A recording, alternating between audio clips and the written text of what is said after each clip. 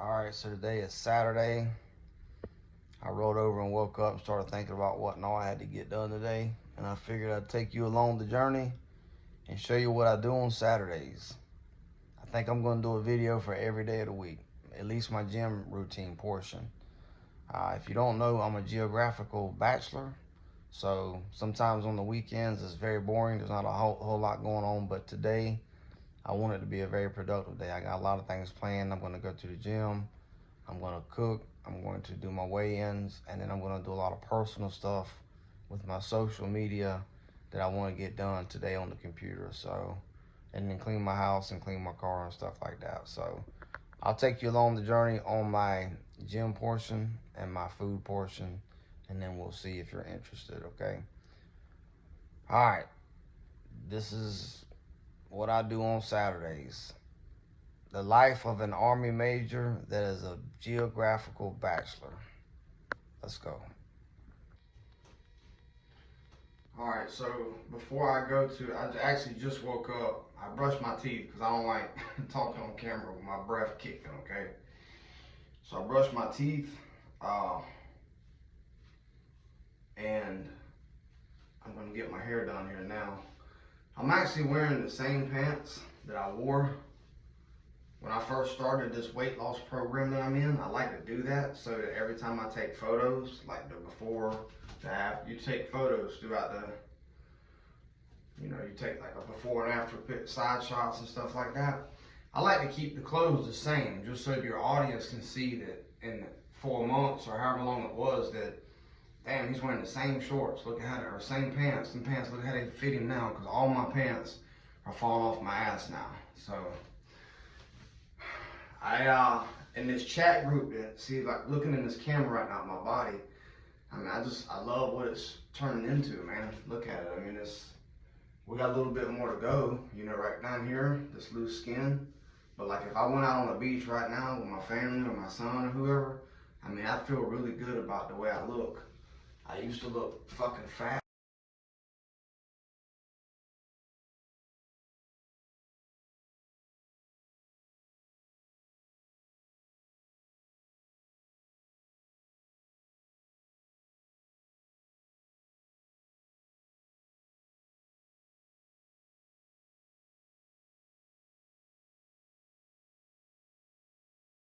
Man, and the sad thing is when I was fat, like I didn't even realize it. You know what I mean?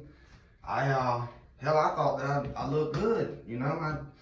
I've always had pretty big arms and shit, and I always just kind of thought, nah, man, I look good. But now, when I look at the pictures, bro, I was fat as hell. Like, I go back now and look at my iCloud, my share drive that I have or whatever. There ain't no way I'd ever get that big again, dude. And then I think about some of the shit that I used to eat, man, going to a Mexican restaurant and just always eating a goddamn shit ton of chips and queso dip, and then drinking a fucking Dos Equis or 2 of them that's that big, and then eating all the meat and rice that they brought to me. I mean, every bit of that went right here, and I had a big ass belly. And so this little fitness journey, what's crazy is I ate like that for years. And in like 4 months with this fitness journey that I'm on, running with a bunch of killers in that chat group, man, guys just pushing each other, man. And I'm competitive already, and damn near everything I do. I don't give a fuck if it's a Monopoly game. I'm competitive with it. I want to win. When I got in there, I started knocking down targets, man, and started chasing this damn scale. But what I done was, every week, I mean, I stuck to the same routine. And so this Saturday routine that I'm about to show you, literally, this is what I've been doing for 4 months. So I get up, brush my teeth, I come in here and kind of get spruced up for the day, and I go ahead and pull my scales out. The scales are right down here. I take my pants off, I get butt naked, okay? I'm not gonna show you that, but I get butt naked, and I hop on the scale. So I'm gonna go ahead and do that now.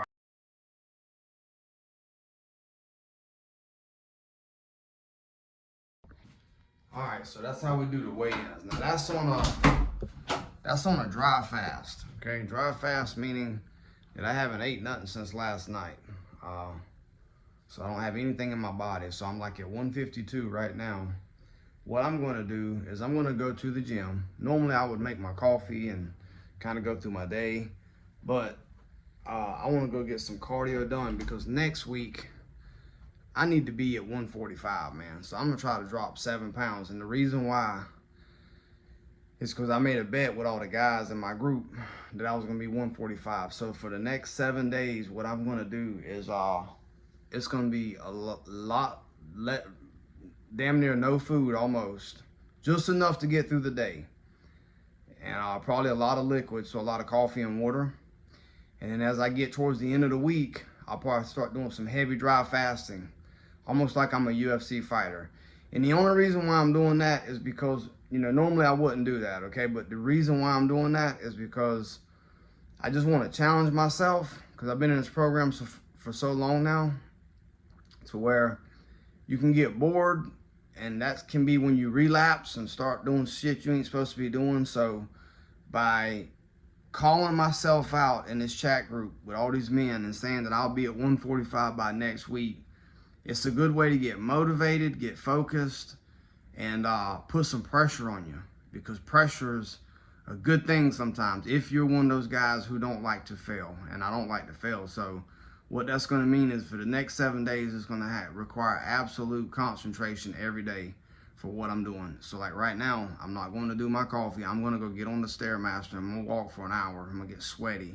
And then I'm going to come back and get on the scales, and I'm going to show you. We just went from 152. I showed you the photo. Here's the photo. That's dry fasted. I'm going to show you how much weight you can lose by going to the gym, walking or on a Stairmaster for an hour, and then coming back and getting on the scales, how much you can move the scales. And by the way, last night, before I went to bed at 154. So I lost 2 pounds in my sleep. So mentally, I already know that if I get a good night's sleep, I can lose 2 pounds from sleeping. So when you start knowing all those numbers, and you start knowing how your body moves and how it fluctuates, and where, if you start paying close attention to everything, you start being able to, I don't want to say manipulate, but you start knowing how to move the scales. A lot of guys don't know how to move the scales, man. And I know how to do it because my kids were wrestlers. I was a wrestler. I've always focused on and paid attention to my weight. So, and I used to intermittent fast all the time. So not eating's not a big deal to me. I can go, the longest I've ever went without eating was 6 days. I went 6 days one time without eating anything. I drank water and coffee, and that was it. I did it for 6 days when I was in Virginia. Me and a buddy of mine named Malcolm. So, all right, so I'm gonna throw my gym clothes on. Normally when I go to the gym, sometimes you have to go to a dark place, man. Like yesterday, I did 2 workouts. I did one in the morning, and then I did one that night. 2 sessions of cardio and just 2 workouts. And I even filmed it and showed you the video. It's called my Friday routine, if you go look at that video. Today's one of those days where I'm doing a lot of cardio. So mentally, I don't really have to go to a dark place, because really you're just on a Stairmaster walking, you know? So what I want to do is I want to go in there, I want to put on a really cool podcast and just kind of focus on some stuff. I think I'm going to watch some YouTube videos or something on how to grow a YouTube channel. Or I might watch the PBD podcast, but kind of getting into this YouTube thing. It's tough because I don't know how it works, but it's, you know, it's not like Facebook where you got all your buddies from high school and stuff. YouTube's a lot different, you know. You start meeting, and there's people on there that you don't know from all over the damn world. I've got people who've commented on my stuff, and they're from all kind of different places, but I'm really kind of getting into the YouTube thing. So the best way to get good at something is to study it and watch videos on it, right? Coming out my house. My gym's right up the street, so it's not hard to get there. I woke up this morning to a text message from my son. He's 21 years old. I'll show it to you real quick. It's kind of private, but I'll show it to you.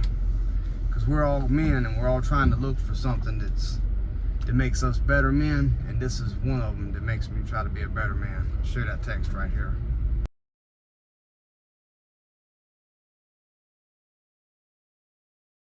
You know, that made me so proud. And I told him that too, you know. I guess I'm his hero. Sometimes as dads, we don't even know that we're somebody's hero, you know. We don't feel that way. And sometimes out of nowhere, man, he'll send me stuff like that. And, you know, he does heating and air work. And I'm just really proud of him. I am. He's turning into be a really, really good young man, you know. And I can't even say how proud I am. Christian, if you ever see this video, I don't even know if you know I got a YouTube channel, but if something ever happens to me and you see this video, and that's one of the main reasons why I started this YouTube channel, was so that when I passed away one day, my kids have something to look back at, you know. But Christian, I'm very proud of you, son, and I love you very much. And I don't even know how much more I can say that. And I want you to keep on winning in life. And as long as I'm alive here, if you ever need anything from me, I will always be there. And I know we're building our retirement house out there on the land. I really hope that someday you move out there and put your house out there close to us. I promise you, if you build a house out there, we're not gonna we're not gonna be in your shit, man. I promise. You'll be over there and we'll be over here. I think that he kind of slowly what do you call it, low creeps or no low key? Yeah, I think that he kind of low key thinks that if he moves out there with us on the land, if you haven't seen my other videos, we're building a house out on 20 acres, and the other part of the land is where we want our kids to live at. And I think in the back of his mind, he might be thinking, man, I ain't moving out there because my dad will be able to tell me to cut my grass or to clean my house or whatever. He still got nightmares from whenever he was a kid, you know? So, scar tissue. But nah, we're not gonna do that, son. I'm not gonna micromanage you like that. But anyways, that's what happened this morning. He sent me those messages, man. It made me feel good.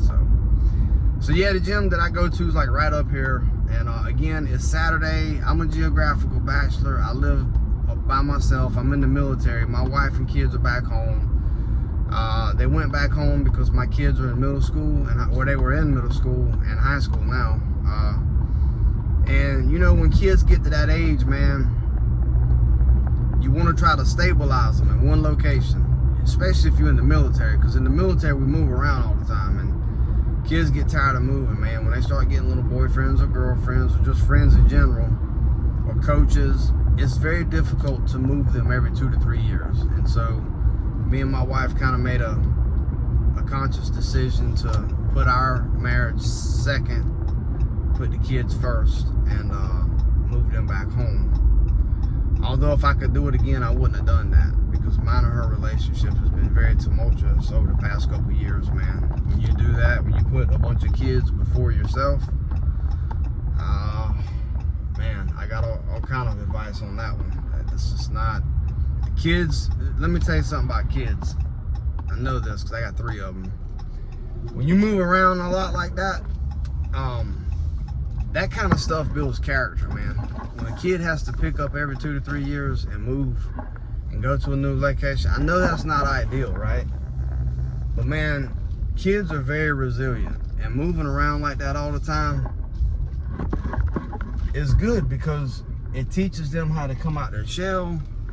It teaches them how to meet other people, and then they get to see other things. You know, for example, a lot of the people back where we're from, they've never left that town. They don't even know what it's like to leave that town, and they probably never will leave that town, you know? And so, I don't know, I guess if I could do it all over again, I never would have split my family up, man. I would have just told my kids, I'd have just been like, hey, this is a part of what I do. This is a part of my career, and you guys need to be here with me, and we need to get through it. I didn't do that. You know, I was just like, well, I let my family, we casted a vote, and, you know, they chose to go down there, and out of all the people, I had one kid, Henry. He was the one who wanted to stay here with me, and I didn't let him stay here with me. I kept him with them because I felt that it was important that he stayed with his sister. And he was like, Dad, I want to come. This at the time I was in Wisconsin, and he was like, Dad, I want to come down there with you. And so I didn't let him do that. And yeah, so I have been on the road now for about 4 years. I go home on the weekends, not every weekend, but every other weekend. I'll fly home or drive home, and it's been tough, man. I'm not gonna lie, I drank a lot to get through it. I became very bored. My wife has always been good at going out and building relationships with other people outside of me. Like, she'll go into the community and meet all kind of people, and she leans on those people. My people has always been my wife and my kids, man. Like, that's been my people. I ain't never wanted no support from people, and I ain't never done that. Like, I mean, I meet people at work and stuff like that, but like, I've never actually like leaned on people like your family, you know. I'm just not built like that. I've always had my circle, my tribe, my five right there. And over the past 4 years, man, it's been hard, very hard for me. And you know, drinking and being depressed and feeling abandoned, you know, feeling like they left me. They have their opinions on things, but I have mine too. I think I'm entitled to my opinion, you know, and my opinion is that I just kind of felt like that they left, you know. So I don't want to make this a sad video, you know what I mean? I'm not trying to wallow in my sorrows, but I am just trying to tell you that us men, we go through that, man. You know, like, we all go through it. You know, we got some sort of problem set, you know, and we're supposed to be the leads of our families, man, and sometimes we just don't feel like we're leading our family. You know, we might be leading them financially and taking care of them, but that's different. That's not the same. You know, you should be able to come home to your wife and your kids and your people, and they should be there for you, and you should all go through the suck together. And when you don't go through that suck together, you slowly build up resentment over time. And, you know, and then when you start getting towards the end, you feel a certain type of way about it, you know? So anyways, it's tough to, it's important to find other people. I've met people in this fitness group that I'm in, and I lean on those guys a lot, you know? So find somebody outside of your tribe or somebody that's like-minded and talk to those guys, and they'll help you. All right, so we're here at the gym. I'm gonna go ahead and hop out, and we're gonna go in here and we're gonna hop on the treadmill. I probably won't do much talking on the, not treadmill, the Stairmaster. I won't do much talking on there, because I'm gonna focus on trying to cut the weight, and we'll see what the scales look like afterwards. This is a typical Saturday in the day of a life of a field grade officer who's getting ready for Army retirement. And I retire in November, which is like 6 months from now. So I want to be in the best shape of my life. All right, I'll see you on the Stairmaster. I'm gonna get it up to level 9, and I honestly am gonna walk as long as I can walk. I'm gonna try to go 60 minutes. Now this thing's gonna cut off in 30 minutes. It just goes into an automatic cool down. I don't know why, I don't know how to mess with the settings. So I'm gonna just try to walk for 60 minutes. I'm not gonna keep you on here for 60 minutes. But one thing I will say about the Stairmaster, right? And when you get on here, get a setting that you're comfortable with, and just start walking, man. Focus on your body movement. A lot of it comes from your ass right there. No putting the hands up here. Hands are by your side like this, or up here. Those are the 2 rest positions. And you literally just walk. Find a good podcast, music, whatever you're into, and just go for 30 minutes. So we'll try to do 30 minutes. I know I can do 30 minutes. And then I'm gonna turn around and try to do another 30 minutes. I'll let you know how it goes. Here we go. All right, guys. Coming up on 27 minutes on the Stairmaster. I literally just dropped my phone and it hit that thing right there. That's the emergency button. I was able to catch it, but it hit that. So it reset all my data. But I know I was at the 27 mark. So I'm gonna walk for 3 more minutes. I think what I'm gonna do, I'm not gonna do back-to-back 30-minute sessions. I've been gonna kill myself. So what I'm gonna do is get off the Stairmaster, and I'll do 30 minutes on the treadmill. I don't have enough carbs because of the dry fasting. I can just tell my body's telling me to chill. got a headache, you gotta know when to kind of stop.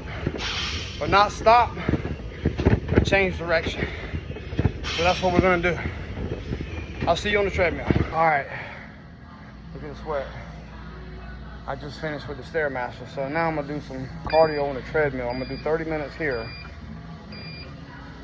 30 minutes here, we're gonna do a 9-inch incline. All right, she set at 9, and I'm gonna go 3 miles an hour. And just walk, 30 minutes, okay? Yeah, man, sometimes you gotta listen to your body, you know, like, I'm running on low calories and fuel, so you're still getting the cardio in, but just listen to your body, okay? All right, let me knock out this 30-minute iteration, and then we'll go back and jump on the scales and see what it looks like. Hopefully they move a little bit, we'll see. All right, guys, closing on 30 minutes, 29 minutes, 9 incline, 3 speed. So that's an hour of cardio right there. Once I get done here, we're at the 54 mark. We'll close it out, head back to the crib, and weigh in. Then I can have my coffee. Discipline, baby, discipline. All right, it's showtime. I'm gonna hop on the scales and see how much that 1 hour cardio done. I have no idea. Here we go.